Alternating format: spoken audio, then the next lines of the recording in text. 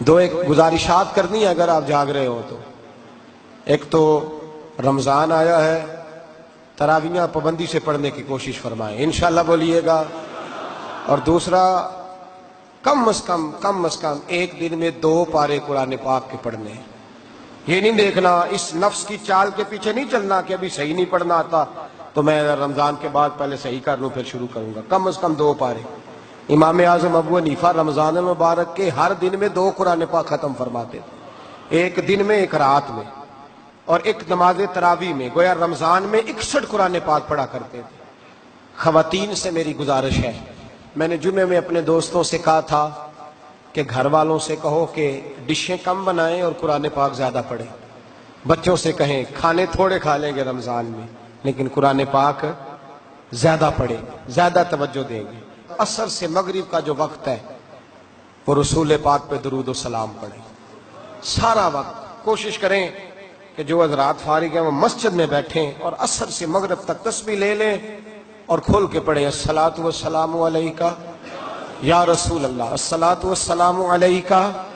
یہ بڑا خوبصورت درود شریف ہے، اس کو زیادہ سے زیادہ پڑھیں، زیادہ سے۔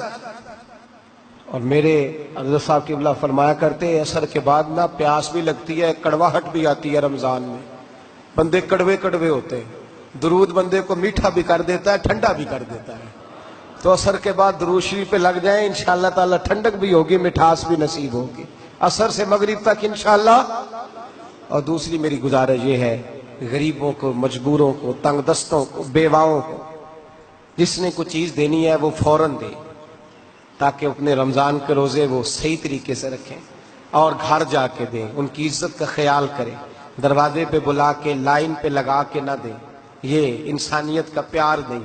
گھر جا کے رات کے اندھیرے میں خود دے کے، کسی کو کوئی جوڑا دینا ہے، کپڑا دینا ہے تو وقت پہ دیں تاکہ وہ سلا کے پہل اس وقت دے کر کے آتے ہیں۔ اور یہ میری گزارش ہوگی، منت ہوگی آپ دوستوں سے، ایک دفعہ اس گناہگار کی اس بات پہ عمل کر کے تو دیکھیں۔ اپنے بچوں کے کپڑے بعد میں خریدنا، غریب کے بچوں کے کپڑے ذرا پہلے خرید کے دیکھو، خرید کے دیکھو تو صحیح، دیکھو اللہ اپنے بچوں پہ کتنا فضل فرماتا ہے، اپنے بچوں پہ۔ اور اگر آپ یہ نسخہ جاننا چاہیں کہ ہمارے بچوں پہ اللہ رحم کرے تو غریبوں کے بچوں سے پیار شروع کر دیں، دوسروں کے بچوں سے محبت کریں۔ صبح و شام ٹی وی پر عورتیں بیٹھ گئی ہیں، مذہب سکھاتی ہیں، ان سے بھی ہماری اپیل ہے کہ مذہب بے پردگی کا نام تو نہیں ہے نا، چہروں پہ نقاب ڈالیں، اور آپ صرف عورتوں کو گھروں میں جا کے کوئی دین سکھانا چاہیں تو اجازت ہے، مردوں کو مرد دین سکھائیں گے، عورت کے چہرے کا پردہ ہے وہ پردے میں رہے گی۔ میں تو گزارش کرتا ہوں دوستوں سے کہ سحری اور افطاری میں ٹی وی بند رکھیں۔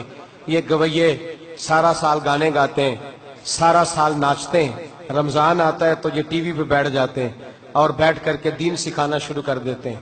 ہم ٹھیکیدار نہیں ہیں مذہب کے، لیکن ہم انہیں کہتے ہیں پکی سچی توبہ کرو، رمضان المبارک میں توبہ کرو۔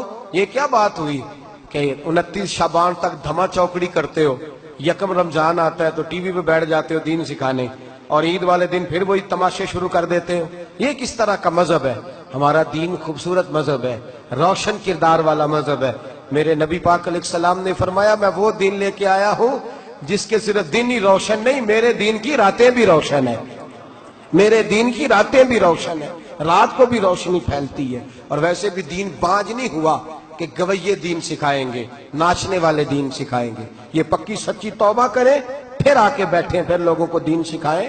ہم ان سے دین سیکھنے کو تیار ہیں، لیکن یہ کوئی طریقہ نہیں کہ بے پردہ عورتیں۔ اور میں بڑے ببانگے دہل ذمہ داری سے کہہ رہا ہوں، مجھے بھی کل آپ کسی عورت کے ساتھ ٹی وی پر بیٹھا ہوا دیکھیں تو آپ بے شک کہیں کہ ہم اس شخص کا بات سننا پسند نہیں کرتے، جو خود دین پر عمل نہیں کر رہا وہ کسی کو مذہب کیا سکھائے گا۔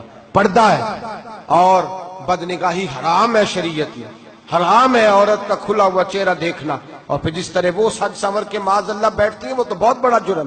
ٹی وی کو بند رکھیں، سحری اور افطاری میں اگر سننی ہو تو رسول اللہ کی نعت سنیں، اور نعت بھی اس نعت خاں سے سنیں تو نعت پڑھنے والا ہو، ایکٹنگ کرنے والا نہ ہو، گانے کی طرزوں پہ نعت سنا کے لوگوں کو گمراہ کرنے والا نہ ہو، بلکہ رسول اللہ کی نعت پڑھے، نبی پاک کی نعت سنائے اور نعت پڑھے۔ اور میں انشاءاللہ بیان کروں گا، ہم نے مضمون رکھا ہے نعت اور اناب نعت۔ نعت کوئی کمزور بات نہیں، نعت تو ہمارے ایمان کا حصہ ہے، نعت نہ ہو تو ہمارا تو سانس نہ چلے، نعت کے بغیر تو گزارا ہی نہیں، نہ دن چڑھتا ہے نہ شام ہوتی ہے۔ لیکن نعت ہم ان سے سنتے ہیں جو رسول اللہ کی نعت پڑھتا ہے. جو تماشا کرتا ہے وہ اس کا کیا مطلب ہے. یہ چند نصیحتیں خاص ہیں رمضان کے بارے میں، ان کو ہم نے یاد رکھنا ہے، بھلانا نہیں. سوتے ہوئے کو جگاتے رہنا ہے، جو نہیں آئے ان کو لاتے رہنا ہے، جو سیکھا ہے سب کو سکھاتے چلو، دیے سے دیے کو جلاتے چلو. الصلاة